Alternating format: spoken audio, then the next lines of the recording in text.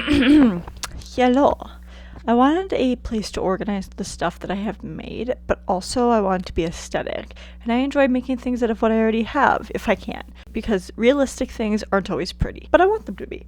This piece is widely known as the ISOBEL bookshelf, or shelving unit from Urban Outfitters, but Mayfair also has them. Probably a lot of other places, but they are very expensive. The cheapest of them are fairly small and light enough that it can be hung up on a wall, though that gives me another option, therefore by proxy you guys another option. I wanted this one to be on the ground as it's more renter friendly and there's no weight limit within reason, more or less. So, onward to start the journey.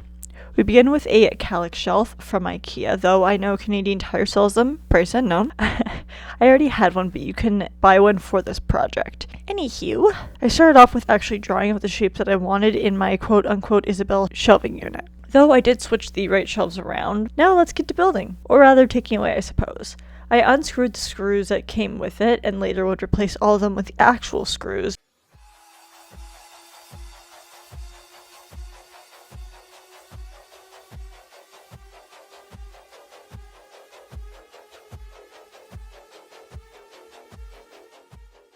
But this was so I was able to take out the right-hand horizontal piece. I've had this for so long I genuinely forgot how it was put together.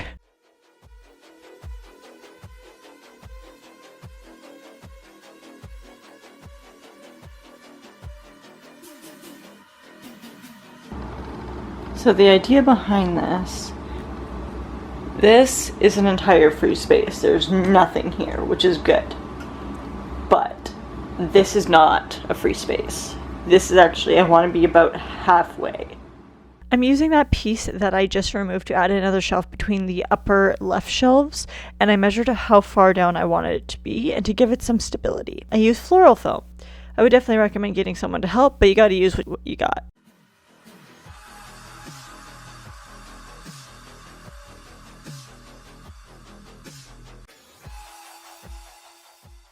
I pre-drilled my holes as this is particle board, and I found out quite quickly that it was actually hollowed out particle board. So every time I drilled, I would have to drill through two separate layers. Basically just they do this so that they have to use less particle board, and also because it's lighter. Fun fact. Once I had the pre-drilling done, I used some wood glue to fill the holes that I just made, and then I used a long screw to put it together.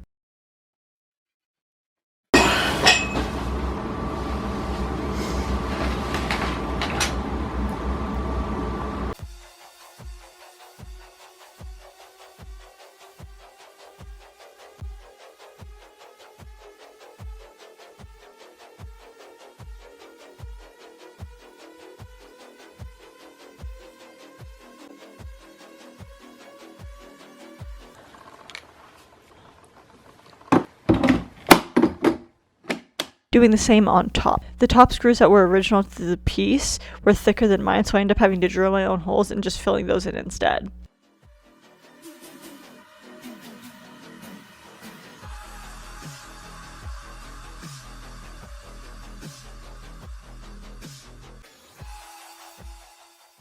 Vacuuming up all the graveyard particle board.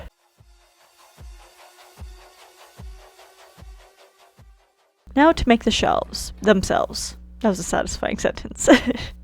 I'm using cardboard because it's easily manipulated, and I already had it on hand and it holds onto spackle really well. I pre-measured how wide my piece is from back to front, so I will be using that measurement for the cardboard piece's width as well.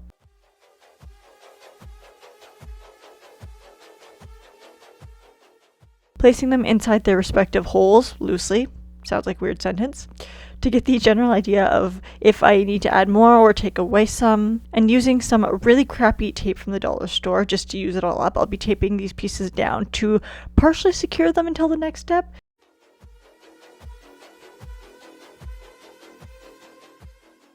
And these are my shapes. To solidify them into place and add more structure to this piece, I'm going to be using spray foam insulation.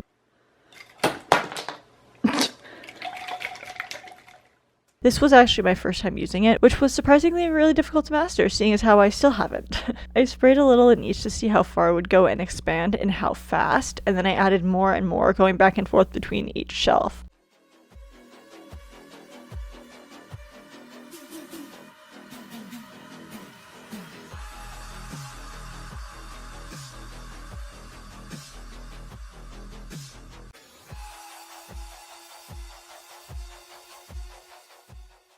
I also added other things in there, like peanuts, the ones you get into shipments, because why not? Better than the garbage. Reuse, reduce, recycle, or whatever, right?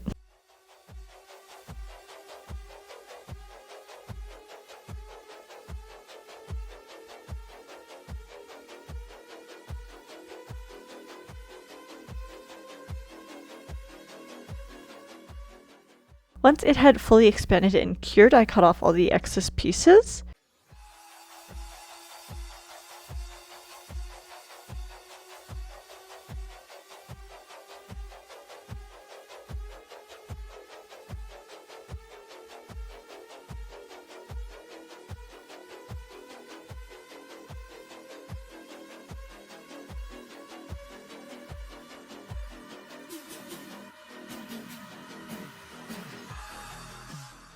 The next step was drywall compound, or joint compound, or spackle, all of which I used interchangeably. So, for starters, I did do a patch test on here, which you can see did crack a little bit, but that is one layer that I put on.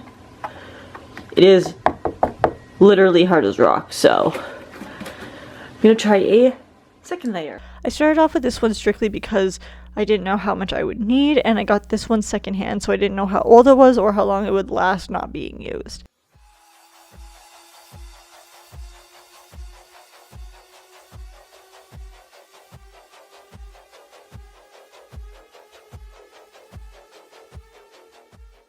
I know my reference images have a smoother surface, but I did want this to be more organic, so I added texture as I went. But even if you had added the texture accidentally maybe and wanted to smooth it down, just literally just sand it down. I just wanted to keep mine textured. I also used clamps along the way to hold pieces together while the spackle, joint compound, etc. dried, actually keeping the pieces in place.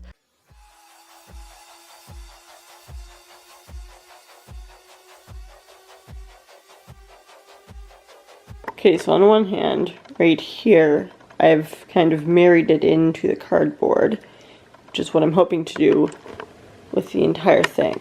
Right here, in order to keep the cardboard together, I have a clamp, so I haven't put any of the joint compound on there. But the rest of it, it's on the entire outside, and hopefully the next step is putting it on the entire inside. Yeah.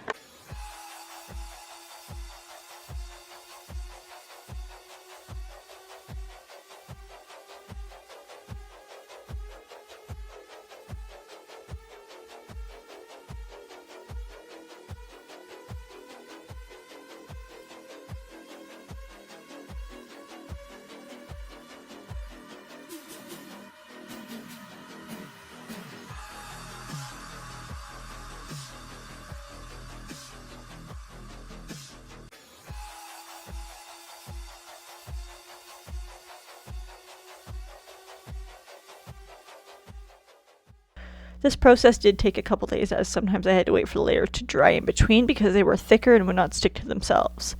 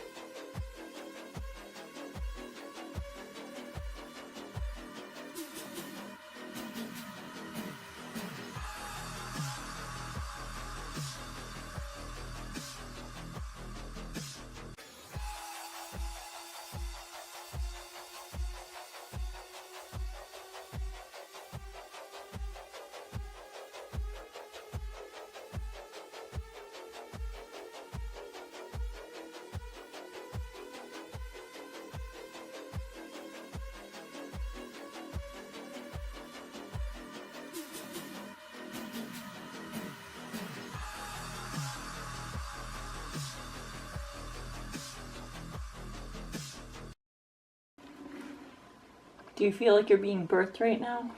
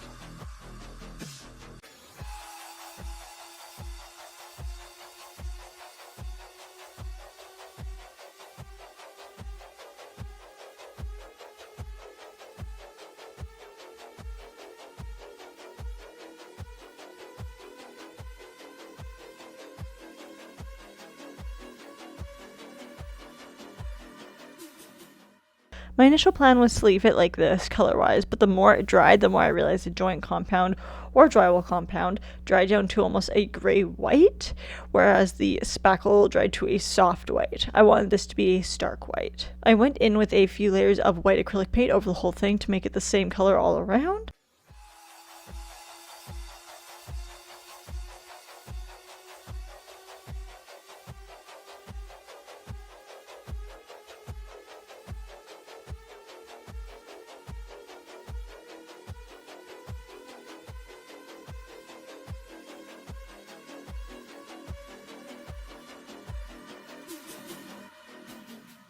When all those layers were dry, I finished off with a coat of resin over the entire thing, which makes it easier to clean. It makes it sealed completely, so it's one complete piece, and so I know that the pieces of spackle won't like flake off or anything like that.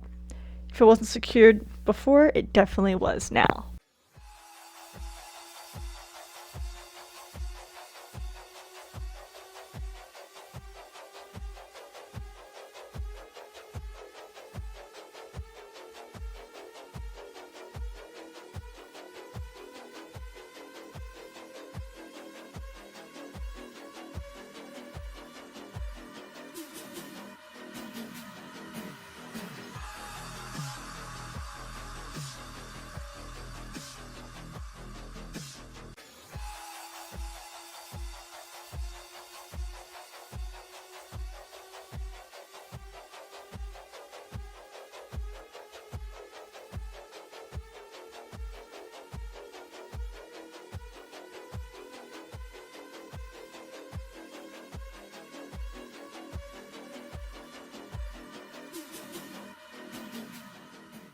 But that is it for today's video. I do hope you guys enjoy, and I'll see you in my next one. Bye guys.